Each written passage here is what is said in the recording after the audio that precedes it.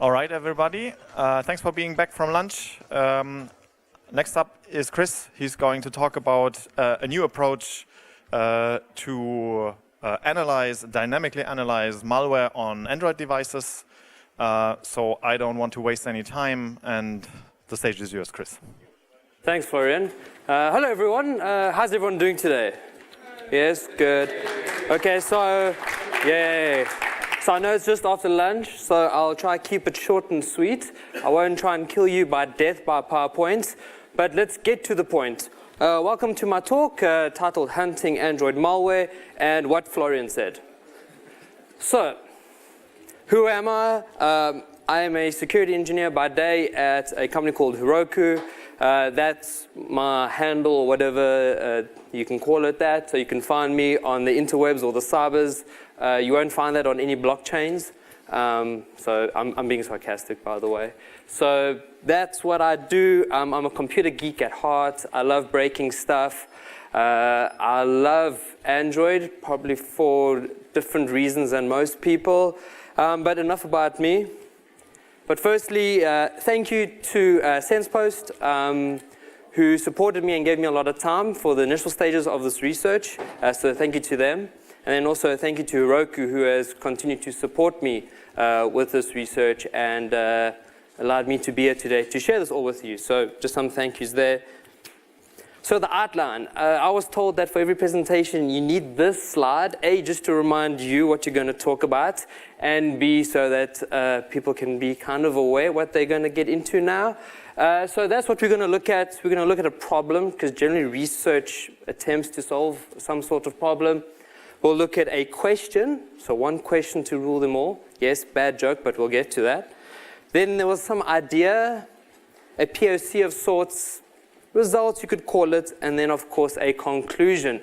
Now I must just warn you, in between each of those points there may be a high possibility of lame jokes, lame gifs, and really, really lame memes. So I'm just warning you and giving you a heads up now. What's the problem? Android malware. Android and malware, those two words are synonymous with each other, just like sauerkraut and beer. Is that appropriate? Yes? No? Cool. So if there's any other ones that I should have used, please let me know, because I'm quite keen on sauerkraut and beer. But Android malware, it's not new. This is just from some recent headlines, and we've been hearing the same old story over and over and over again. And some time ago, I saw this problem in a different way, such that I wanted to see how easy it was to make my own malware. So I created a little tool called Quetza, and I was sharing this tool with some people in a desert in Las Vegas last year. And basically this tool allows you to backdoor existing Android applications with an interpreter backdoor.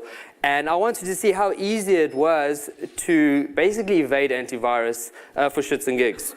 And what really stood out for me with this research was that, A, this was door-kicking research, just to, kick a door and get a shell.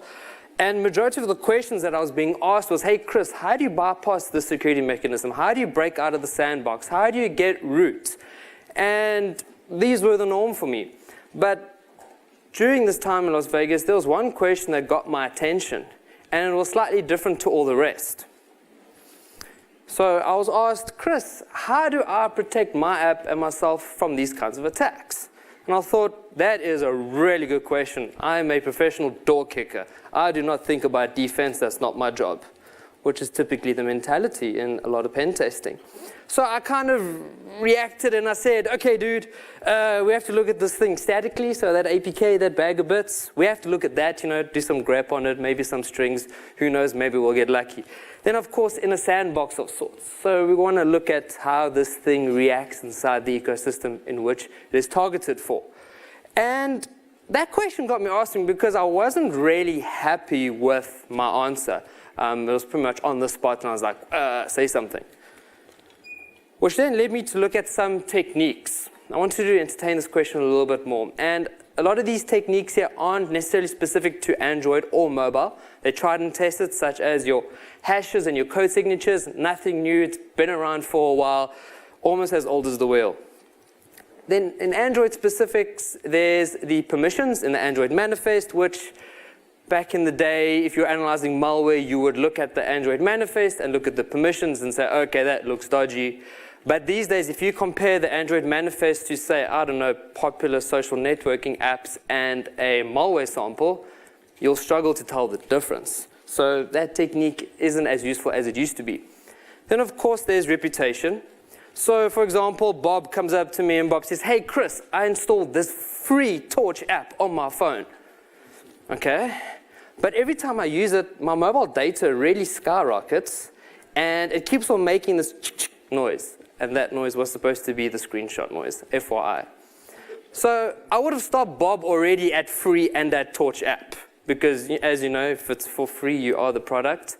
But anyway, I won't go on a tangent about that. I'm going to stick to the points that were in my slide. So immediately I would have said, well, okay, so you got the app for free. It's a Torch app. You know, you could have just used your Flash, but anyway, I won't go there as well. And immediately I would have thought, well, okay, according to the reputation of these kinds of apps, it's for free. It's from some dodgy supplier on the Play Store. I should have a look at it. Then, of course, this leads to behavior. Why would a Torch app want to use my GPS location? Why would it be making screenshot noises? So on and so forth. So these are some of the common techniques that we may use to analyze some malware samples, which is often integrated with some defenses. So I saw the techniques, I said, okay, great, this is what we've got to do to look at some malware. And what are the defenses that are implemented in Android? So such as Google Play Protect, so pretty much an upgraded version of Android Bouncer. Anybody ever hear of Android Bouncer? Yeah, that's the problem with Android Bouncer. Only 2 people know about it in the room. So that's pretty much Google Play Protect, which kind of says, well, this app looks dodgy. Let's send it to someone to go and analyze. Then there's the Play Store, which does its kind of verification mechanisms. You have to have a Gmail account, and then your app goes on the Play Store. Cool. So that's the Google Play Store defense. We then have third-party software, my favorite, because I don't like picking on third-party software at all. You have antivirus. So that's stuff you can put on your phone. Yes, I see the double quotes, antivirus. My favorite thing about Android antivirus is that the Android antivirus products are only as capable, they can only do what the operating system allows them to do. So, and it's actually not much. Then, of course, there's your MDMs, your MAMs, your MOMs, your MMs. Those last 2 acronyms don't exist. I just put them there because I feel in the mobile space, you come up with a fancy-sounding acronym, you slap it on some mobile stuff, and there you go. You got the next-gen cyber blockchain mobile threat management solutions endpoint DLP. So those are some of the current defenses, and I looked at this and I thought, right, those headlines make a lot of sense now. So what were my frustrations? Well, static analysis is hard for me. Especially in Android, you can now see x86, ARM, and all its variants. Of course, you can look at Dalvik opcodes if you are special in that way, which is all right. If you are, I just look at opcodes and I twitch and have nightmares. Then, of course, you can have a look at good old Smiley, which is fantastic, but when looking at code, it's hard enough reading someone else's code, never mind someone else's crappy malware code. So static analysis is hard for me. Also, I can't run Cuckoo on my phone. I can't, computer says no. I'm glad I'm getting giggles in Germany for that reference. It took me a while after living in London to actually figure out when people said that, so I had to watch some British series and I got it. Anyway, I'm coming back to the point. So I can't run Cuckoo on my phone. I can't run all the tools and all the gadgets that I have on my workstation on my phone. It doesn't compute. So this leads to scalability. I can't deploy 10 of me's or 10 of you's or 100 of you's or me's to look at malware. In terms of scalability, the things that we can scale are ineffective. Yes, you can run a grep and a strings and MD5 hashes on a big cloud somewhere, but that's ineffective. Then, of course, what if the application isn't on the Play Store? So who here has ever installed an app from untrusted sources or enabled developer options on their phone? Yeah, it's like using PowerShell on the Windows machine. I mean, you know, you need those power options. So if you're installing apps not from the Play Store, okay, so you're kind of missing some of those defenses there, which is necessary. And then, of course, as I saw some of my research, bypassing AV is just too easy. if someone is inclined and has 30 minutes free, okay, I'm exaggerating, 31 minutes free, they can create something that AV won't detect. And I challenge you to do this. So, of course, a reference to one of the greatest movies of all time, Zoolander. And this is one of my favorite scenes because they get told the files are in the computer. So what do? They look for files in the computer, which is great because I want to do the same for malware on my phone and I can't do that. The malware is on my phone, but I can't look. And that is extremely frustrating. I don't want to submit it to AV vendors or do an ADB pool and analyze it. I want to look on my phone. So then I had an idea. And this was not a eureka moment. I think I was just eating dinner at home. And I think I was just rambling to my partner. And then all of a sudden I thought, but hold on. There's heaps of data. Bad joke number 2. So I knew that Android apps make use of objects, and objects sit on the heap. And I also knew that, okay, when it comes to static analysis, import statements are useful, but you can import, so you can import the string class, but you're not necessarily going to say string mu equals new string. So you can't necessarily infer that kind of behavior from import statements. But I did know that if it's instantiated, so if someone has gone through the effort of saying string uber mu equals new string, uber mu is probably going to be used at some point, or it's just going to take up a whole bunch of space on the heap, just like the rest of Java. So I know that if it's instantiated, it must have some kind of data, because I think that's kind of the point with object-oriented languages. Encapsulation, put data in and you query it. So I figured, well, if I can look at these objects, I might be able to get some interesting information that can help me say, no, delete, or no, we can keep this spyware on. So what do? We want to read the heap, we want to read the memory. So we look at proc maps, proc PID maps, or proc PID mem. Sure, but then we can head ourselves for the next couple of months going forward and not see anyone else for a couple of months locked up in our basement. Or we could dump some HP raw files and wait 8 hours for every iteration, which led me to this response. I had a quiet giggle and maybe a little cry when I saw how frustrating that was. And then realized, but hold on now. There's this wonderful thing called instrumentation. Now, instrumentation is not new. It's been around for some time. But now I'm going to give a shout out to the developers and the maintainers of Frida. I'm a big fan of open source software, and they really have created a phenomenal tool. If you're not familiar with it, I highly recommend you play with it. I use it a lot. And instrumentation allows us to read objects on the heap. It can also allow us to trace calls and behavior. Techniques and procedures that we've been doing in the reversing world for quite some time. If you're familiar with Cycrypt, same kind of thing, but they've made it just a little bit more easier. And this has allowed us to have a very, very, very powerful capability and allows us to gain great insight into applications. When you're reversing applications, for me personally, the best insight is at runtime. If only we could get a GDB instance and breakpoints on every single process that we were analyzing. Instrumentation gives us that kind of capability. So it's extremely powerful, and I strongly believe that runtime inspection is the best action. For example, if you like animals and you want to see a lion, sure, you could go to your nearest natural history museum and see a dried out stuffed lion, or you could go down to Africa and see a lion in the wild, which I highly recommend.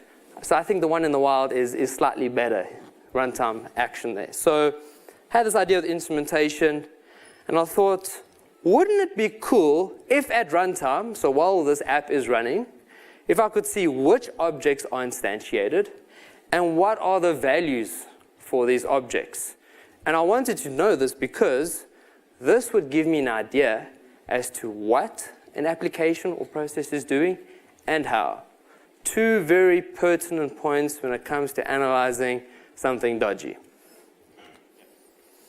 For example, if I were to analyze an application with an interpreter backdoor, which I'm sure you can see where I got this example from, experience tells me to look for a class loader, in interpreter's case, a DEX class loader, and a TCP connection. as there's only reverse TCP or reverse HTTPS connections enabled.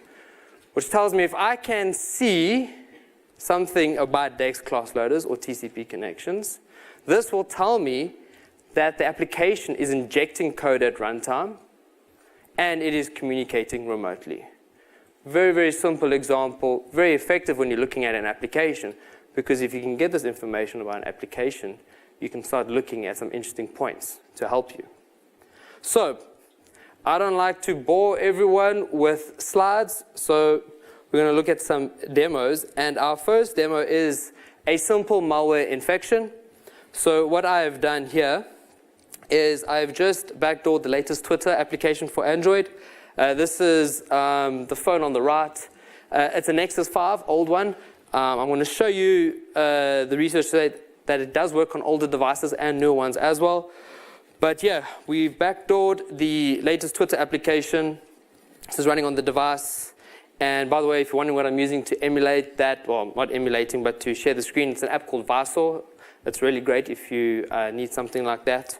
So what we're going to do now is we have a interpreter session on the mobile device through the backdoor Twitter application, and we're going to do some evilness. So we're going to take a screenshot, just so we have some malicious app to work with going forward, and then we're going to take a screenshot. And at this point, if we think an application is suspicious or dodgy, we would have to run some antivirus, or we would have to reverse it. Now, a lot of these things are quite difficult to do from our device. So at this point, we've got an app, and I get the APK, and I start reversing a whole bunch of stuff. I've got to open up my laptop, I've got to get all my tools, so on and so forth. And this is a little frustrating. So what I'm going to show you next is a quick and easy way that you can do this at runtime. So what I have on the left there is some Frida JavaScript, using the JavaScript API. I basically have a list of packages or objects that basically I'm going to iterate through a list of instantiated objects on the heap for a particular process. All this code does is it goes through the heap, then says, okay, give me all the loaded classes. Out of the loaded classes, tell me which ones have been instantiated. If the instantiated object matches the one in my list, print out the details. So now we've got our infected Twitter application, and we are now going to run our script against it. And as you can see, it's provided us with a lot of information.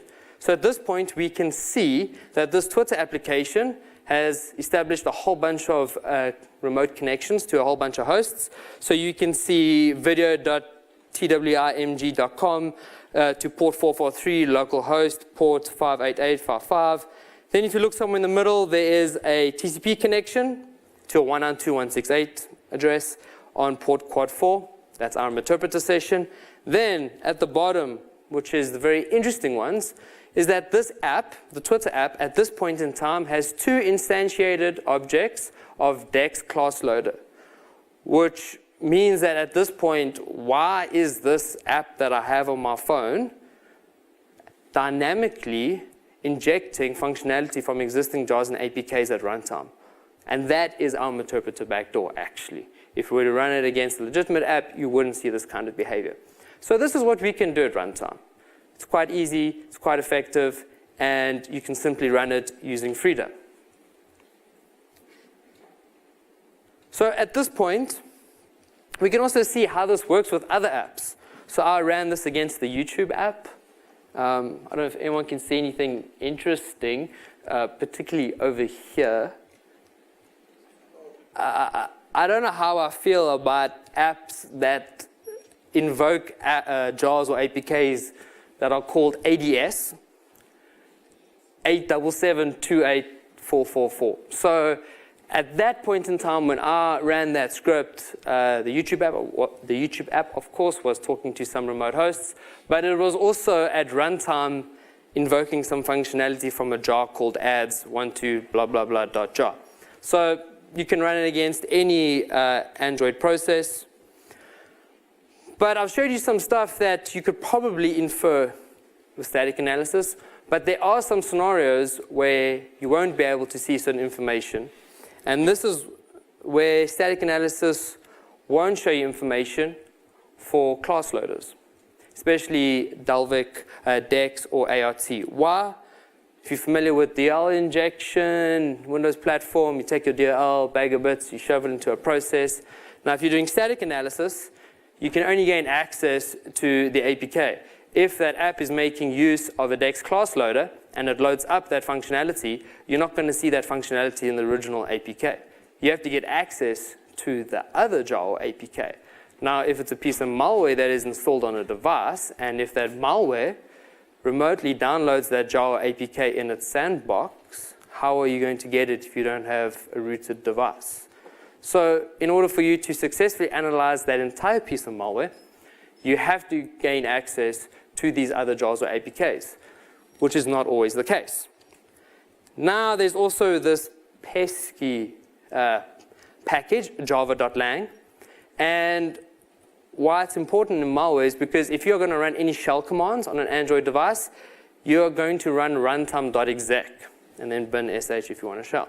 Now, what's annoying with java.lang is that every single Android process gets an instantiated object in the classes under that package. So that means there's no import statements on a Java level. So if you want to look for an app that is making use of runtime.exec, you won't see any import to runtime. You have to see the exec statement. But what if the exec statement is inside the Java APK that you're going to invoke via a class loader? Memory is your only option. And I said instantiated, but kind of immutable. I'm talking nonsense there. I just say it because, as we'll see, it's not a very useful object to look at. It doesn't really change in a way that makes it of any use to us. So I'm going to show you what static analysis can't show you and what you can see when you are looking at an application on the heap. So we're making use of two apps here. The app on the left is a victim app. And what it is going to do is it is going to import the functionality of an APK on the file system, which is the source code here. So I'm showing you the source code so you can see what it looks like. And we're going to run our script that we're looking at earlier to analyze the malware against our victim app. And all it's going to do is it's going to have one very, very complex method, being sarcastic, is a run stuff command, and it's going to run this over here, which basically runs this code, which is invoked over here. So you can see when we ran our script, at the runtime of the app, we got nothing. There's no java.net.sockets, there's no Dex class loaders, nothing of interest to the heap. So I've added a breakpoint here, and at this point in the code, we'll see that there's nothing on the heap that is of interest to us. No instantiated objects that we want to have a look at. But we go ahead now and we then step over a line of code, which then instantiates an instance of Dex class loader. We rerun our script, and there we go. We now see the instance right over here. So we now know at this point in time, this process has this object on the heap. Now, there's a whole bunch of code that this app is going to run. So the first method that it's going to run via inflection from our imported APK called makeBeard. That's where this came from. And it's basically two system.out.printlns. And we run that method and we can see there's nothing of use because why would we want to analyze that? So we step over and we now move over a method which is called run shell command. We can see the results of the shell command. So runtime.exec bin system bin ps. So it's executed. We'll now analyze the process with our script. And what we'll see is something interesting. We'll see nothing, which is interesting because we're not looking for the runtime object. Every process gets a runtime object, so we're going to skip over that. We're now going to look at a method which establishes an HTTP connection. At this time, I was connecting to a router at home, and we can see that this is the code that is injected into memory and executed. And this is the URL connection method, which has been invoked over here via inflection, so it's currently sitting in memory. We now go ahead and we look at our Android logs. So I checked there if it was running. It did because you're not supposed to run HTTP requests in the main activity for an Android app, which I didn't know. But we just ran our script again. And what do we see? We now see an instantiated instance of java.net.url. If we now compare the import statements of our third-party APK that we've injected, that has a reference to java.net.url, and this does not. So if we were to analyze this APK, or if a third-party app were to try and analyze it, it would not see any of this. Now, how we get hold of this in the malware space is that we have to interact with either command and control servers or some other ways of getting hold of this APK. If you don't get hold of the APK and you can't perform static analysis, you have to look at the memory. So, I have heaps of love for this process. Bad joke number 4 or 5. I've lost count now. And cotton mouth, and I'm not referring to the USB gadget that Lucho was talking about earlier. We don't have to troll code. A, I like hacking stuff. B, I'm very lazy. And C, if I can write a script to do it, I will. So, and that also applies to humans as well. So we don't have to troll code here. We can identify specific anomalies. We can say, I want to look for attributes A, B, and C, and programmatically query it and gain access to that, which is awesome. But there's also frustrations. Java.lang.runtime. Like I said, every process will have an instantiated object of this type. So in this case, we're saying, hey, if there's an instantiated object of Dex class loader, let's have an extra look at this app. But if you do this to every Android app, every single app will be flagged because every app has an instance of that. So if we want to execute a shell command, we want to look at the state of the object. We want to see a before and after. Now, if you look at the contents of the runtime object, that's why I said it's kind of immutable, because it changes but not in a useful way. That if you run system bin ps, you can't really tell if that was the command that was run on the heap in a very effective way. So that got a bit frustrating, but if any of you are young enough to know who these guys are, I'm hearing a few chuckles there. Awesome. Someone got my reference. What's the plan? What do we do from now? Well, what's fundamental to objects? Methods. Methods allow us to interact with them. And we're using an instrumentation toolkit, so what can we do? We can hook methods. Now, it should be noted that when you're hooking methods, you are changing register values, so it's slightly intrusive. However, this is very cool because what do we know about the exec method? It gets invoked on the runtime object, and to hook and overload objects on the heap, the object has to be instantiated. And we know that every process has an instantiated object of runtime. So what do? We hook the exec method, which means that every time the exec method is executed, we say, yes, tell us, and show us the data that has been sent to the exec method. We can use Frida for this or any other instrumentation toolkit to make it easier, and this makes it quite useful. So what's the plan? So firstly, we need to refer to the Java docs. Yes, that painful thing that just destroys your soul, but it is quite useful because in this case, if you're going to overload a method, you need to know all the method signatures. And in this case, exec has 6, because we don't know at runtime which method signature exactly is going to be invoked. So what do? Is we implement all 6 of them, so that if one of the 6 is run, we can get it. So that's the Java docs. I'm sorry that I had to make you see that. I know it's painful, but it's okay. You will get through it. This is then the script. Very, very simple. You need the java.use command, which basically only works on instantiated objects, and we then overload each of the method calls. What does it look like? It looks like this.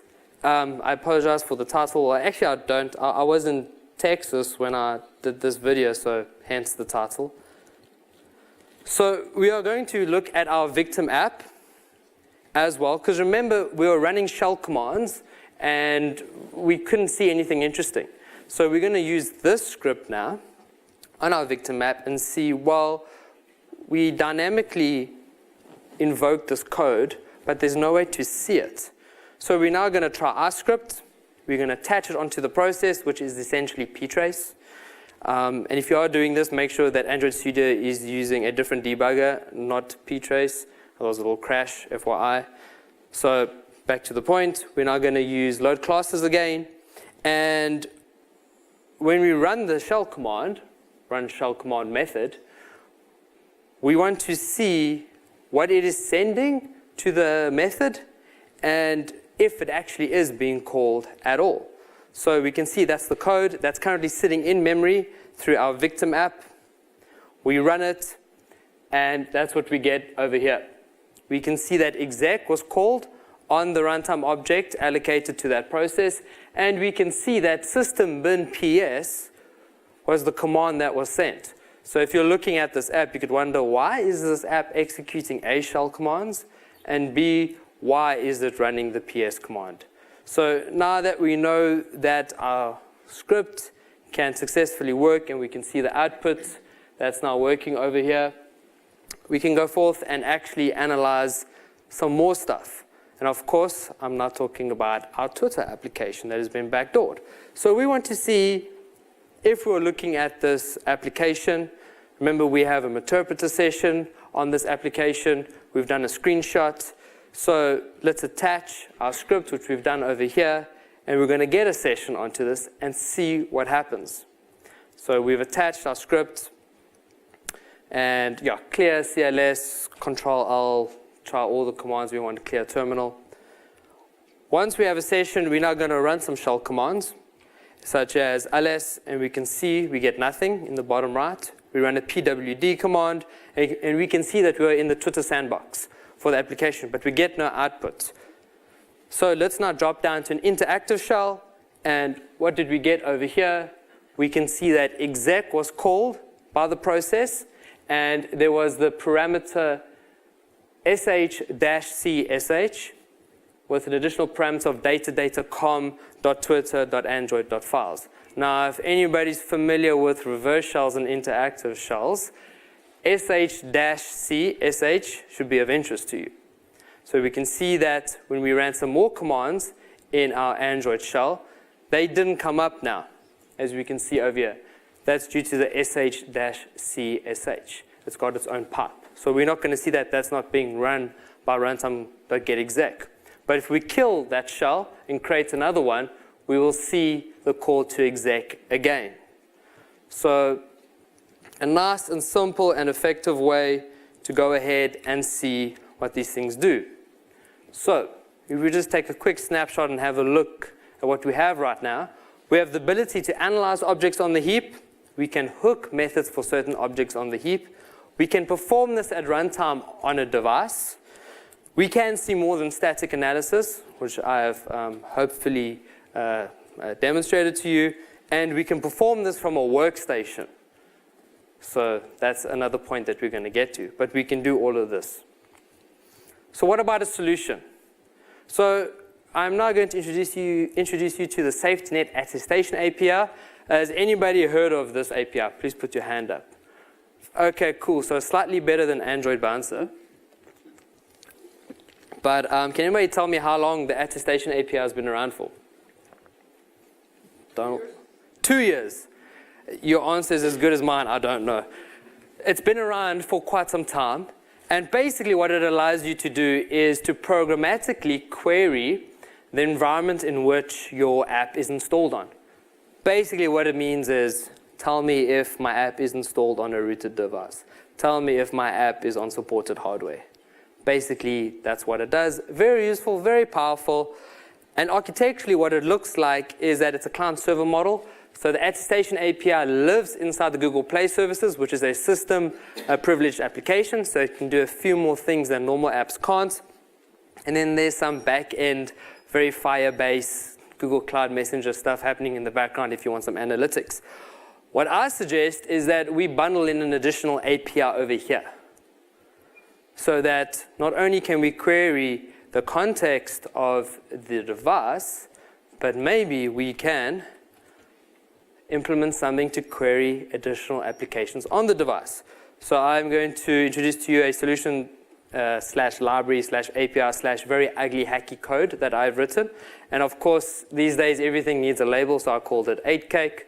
It's Afrikaans. You're more than welcome to use Google Translate to see what it means. I'll leave that to you. But what this library does is it allows you to programmatically analyze Android apps using the techniques that I mentioned before. It's a custom Android Frida library, which is essentially dbus over TCP, which makes me shiver every time I say that, which then provides us with Frida server integration, which is really awesome. And what this allows us to possess is the capability to do what I've been showing you before and more, but on an Android device via an Android application. So, for example, if I were to say, hey, Frida, tell me all the running processes on a specific device. Cool, I'll take my laptop, I'll take my phone, I'll take my cable, run it in my terminal, Frida-PS-U for USB, and I get this pretty output over here. But I'm not always going to have my laptop, I'm not always going to have Frida. How do I do this from an Android application? Well, you can use AteCake and you can say, hey, AteCake, run this for me. And it'll do all of that and give you some nice output. And basically, it could be one line, but I like saying object mu equals new object, as you would have seen from today. So that's how you can do it in an Android app. If you were to say, hey, Frida, tell me if this app looks a little suspicious. So this was the script that we were running earlier. This is how we ran it from a terminal on a host machine. How do we do it via AteCake? Well, we can do it like this. So AteCake integrates with a Frida daemon, which is exposed over TCP. And basically, you just need to give it a Frida host, a Frida port, and in this case, for analyze process, a PID, which is quite important. So some of you must be wondering, but how, why? Magic. Not really.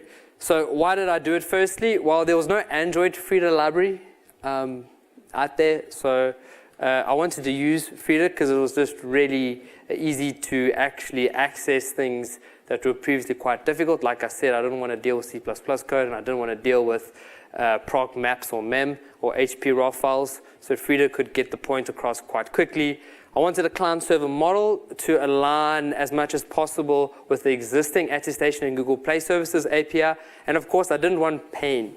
When I saw that Frida was written over dbus, naturally I looked at dbus and said, well, there must be then an Android dbus library, which there isn't, and if anybody knows, please let me know, but I saw this in the documentation. And A, I was uncomfortable because I was looking at documentation. As you can see, I don't like documentation. And B, I don't know how anyone feels when they see that in documentation. So basically what I did was I wrote my own. So it's essentially a TCP socket to a daemon that just pushes and pulls a bunch of bytes over the wire. How did I figure this out? Well, I sniffed a whole bunch of Frida sessions between my device and the server. I outlined some TCP flags. TCP flags are a little important to see how things go between a client and server. I then identified some key bytes, so things such as an agent ID or a PID or a script, which is pretty much trial and error, which is a fancy way for me saying I guessed. And then, of course, I stared at my monitor profusely. Why? Because this is pretty much what AteCake looks like. It's a whole bunch of byte arrays, and there's some linked lists to make it interesting.